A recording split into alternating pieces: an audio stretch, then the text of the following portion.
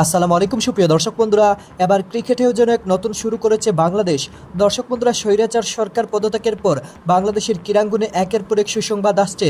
গত test match জয়ের পর এবার দ্বিতীয় টেস্টেও যেন বাংলাদেশ এক ভালো অবস্থানে চলে গিয়েছে।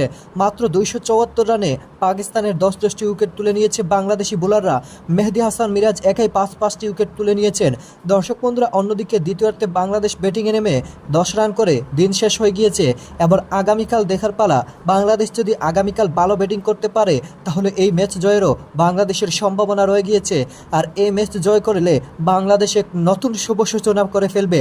তো দর্শক বন্ধুরা, আপনারা এই পুরো ভিডিও দেখে এবং সেই সাথে বাংলাদেশের ক্রীড়াঙ্গনের এমন সুফল দেখে আপনাদের কাছে কেমন লেগেছে, এবং সেই সাথে এই ম্যাচে সাকিব আল হাসানও অনেক অবদান রেখেছেন, ভালো ক্যাচ নিয়েছেন এবং ভালো ফিল্ডিং করেছেন। তো দর্শক বন্ধুরা, সব মিলিয়ে বলা যায় বাংলাদেশের ক্রিকেট এবার নতুন করে যেন শুরু করেছে।